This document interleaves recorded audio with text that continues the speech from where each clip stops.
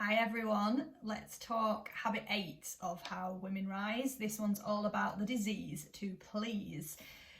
And this is all around trying to be a wonderful person all of the time, trying to please everyone. And if you think that the last habit around trying to be perfect is a trap, given our human limitations, then trying to be a wonderful person is a trap as well.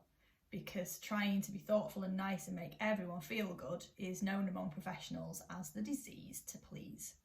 So it's considered particularly prevalent among women.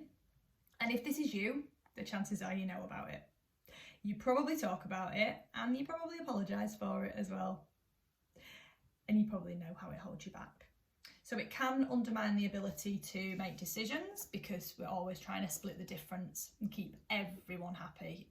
So we're trying to balance competing needs in the hope of creating more of a consensus and avoiding causing any offence. It impairs judgment and it leaves you vulnerable to manipulation as well. It can rob you of the capacity to act with authority, and it can make you seem an unreliable ally as well because you're so easily swayed to please anyone. And it can distract you from your purpose because you are so easily diverted and not sticking to your decisions. So it can squander your time, it can squander your energy, and it can lead to generosity burnout as well, of just trying to say yes to everything and everyone, which we just cannot do.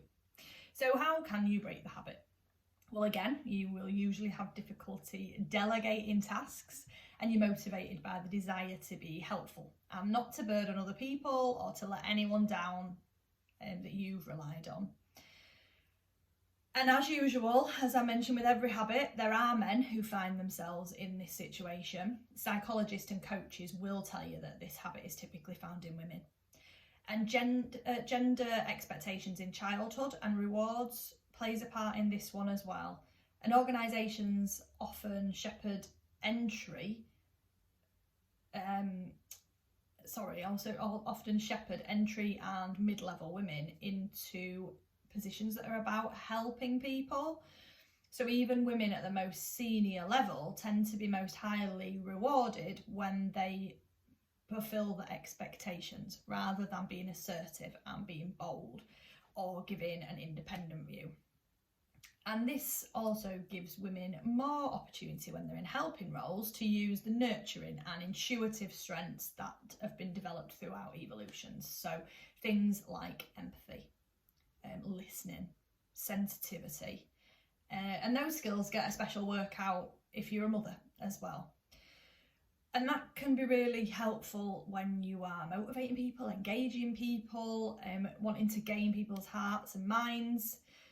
But it can be overwhelming when it overtakes other considerations because we're so busy trying to please everybody and to be nice and to be caring and to be kind. If you think about delegation as well, delegating can be nurturing. In fact, it is nurturing that is helping people to grow.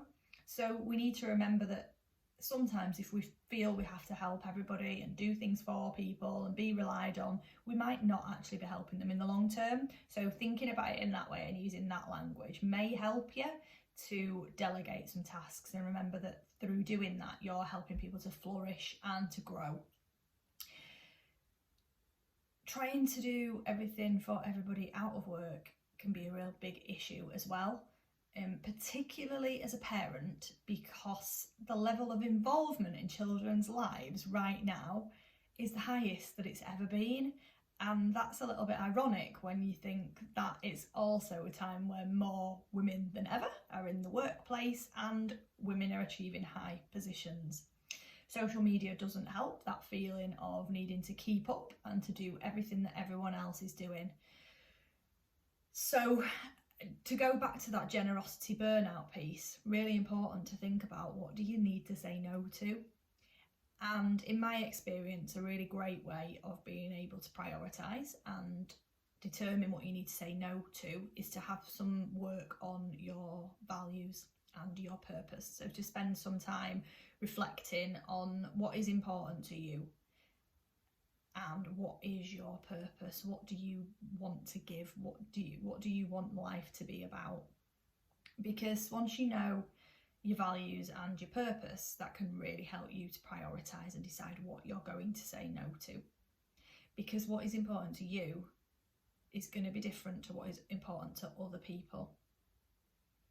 So for you to get off the never-ending treadmill with this one, be really clear about what your priorities are, have the confidence to stand up for yourself, stand your ground, and to push back against expectations. Otherwise, the demands from left, right and centre will really cause you an issue.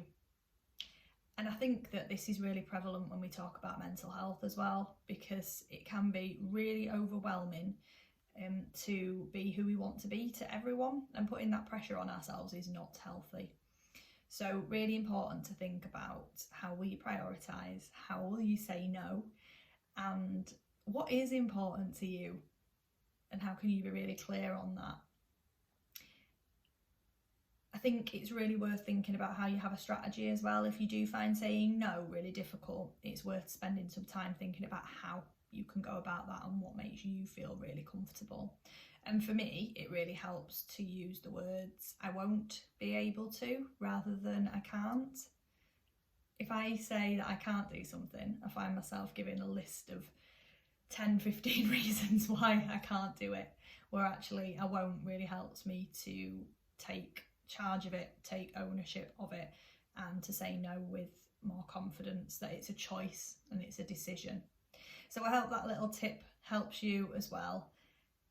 Please let me know what you think of the vlog, as always, and I will be back soon with habit 9.